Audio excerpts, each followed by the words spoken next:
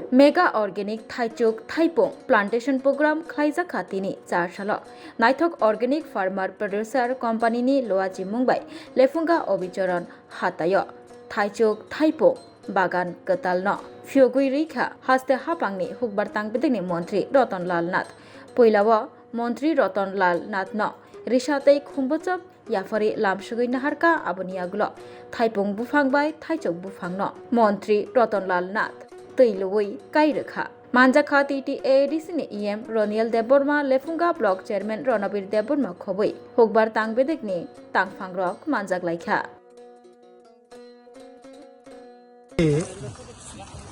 অবিচরণ ভিলেজের অন্তর্গত এই এলাকাতে আমরা মেগা জৈব বৃক্ষরোপণ কর্মসূচি অর্গানিক চাষের জন্য আজকে এখানে আমরা একটা কর্মসূচি নিয়েছি।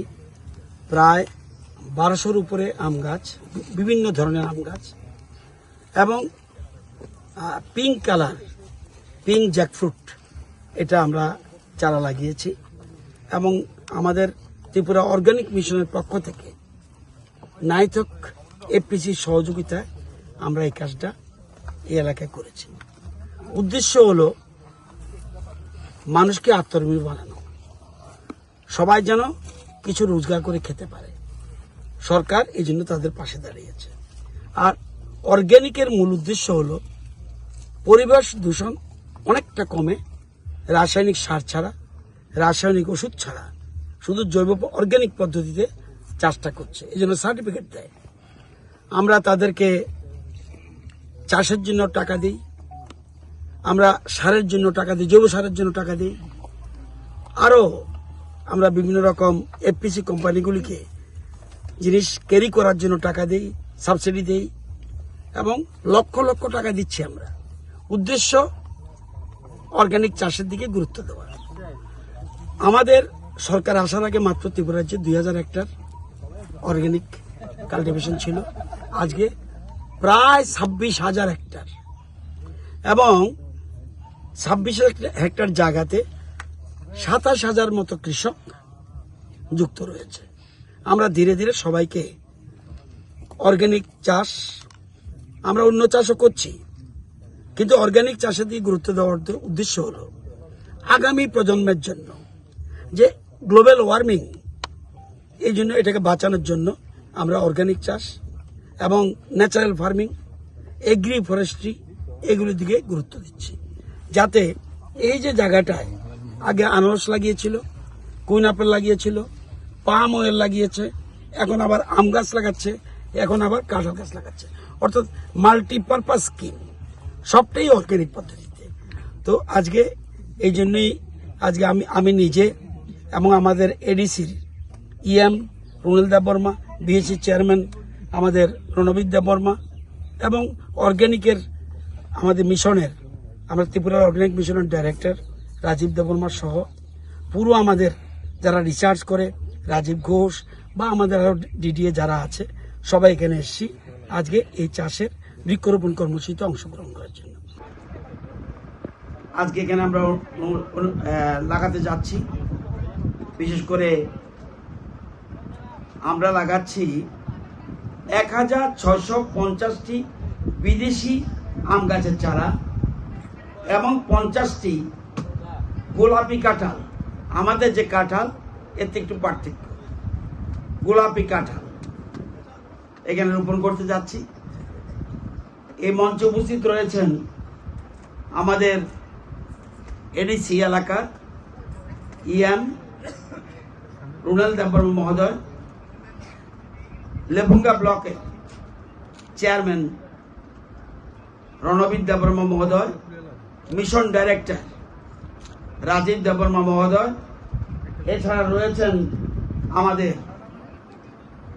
হর্টি এবং এগ্রিকালচারের 2 ডেপুটি ডাইরেক্টর এবং এসএ লেফুঙ্গা সহ আমার হর্টি এবং এগ্রিকালচার টিম। উপস্থিত রয়েছেন নাইথক এফপিসির কর্মকর্তাগণ, সুধী নাগরিক মণ্ডলী এবং চাষিগণ সবাইকে আমার তরফ থেকে ওয়েলকাম। ইংরেজিতে বলে অর্গানিক, অর্থাৎ রাসায়নিক সার ছাড়া, কেমিক্যাল সার ছাড়া, কেমিক্যাল ঔষধ ছাড়া যে চাষ একটু আগে বলেছে, এটাকে বলে অর্গানিক। কেন অর্গানিক? আপনারা জানেন আজকে পৃথিবীতে যেভাবে গ্লোবাল ওয়ার্মিং হচ্ছে, আপনাদের জানার জন্য বলছি, দেখবেন এই গ্লোবাল ওয়ার্মিং এর জন্য দায়ী কে? আমরা। কার্বন ডাই অক্সাইড এবং গ্রিন হাউস গ্যাসগুলি এই গ্লোবাল ওয়ার্মিং এর জন্য দায়ী। যত বেশি আধুনিক হব আমরা, যত বেশি মডার্ন হব, যত ইন্ডাস্ট্রি বাড়বে, যত কলকারখানা বাড়বে, যত মডার্ন হব, কার্বন ডাই অক্সাইড তত বেশি বেরোবে। বেরুলে কার্বন ডাই অক্সাইড বায়ুর মধ্যে যে লেগে থাকে, বায়ুতে যে থাকে, এয়ারের মধ্যে যে থাকে, এটা বিষাক্ত। যদি আপনি গাছের বেশি গাছ লাগান, গাছ আটকে রাখবে, মাটি আটকে রাখবে। দেখা গেছে গত বছর দিল্লিতে তাপমাত্রা কত ছিল? গত বছর 52 ডিগ্রি সেলসিয়াস। 52 degree Celsius.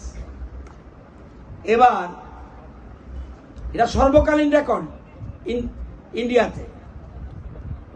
1960-এর দিকে পৃথিবীতে কার্বন ডাই অক্সাইডের পরিমাণ ছিল 180 ppm পার্টস পার মিলিয়ন, যা অগাস্ট 2025-এ 429 ppm।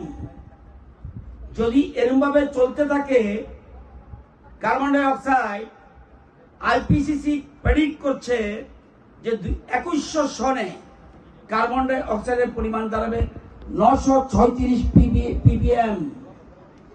ওই যে আমাদের আগামী প্রজন্ম বসে আছে, ছোট ছোট ছেলেমেয়েরা, তখন কিন্তু বেঁচে থাকা কঠিন।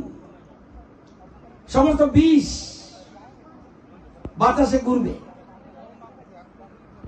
তো এই জন্য কার্বন ডাই অক্সাইড, মাইকে তো ডিস্টার্ব করছে কেন?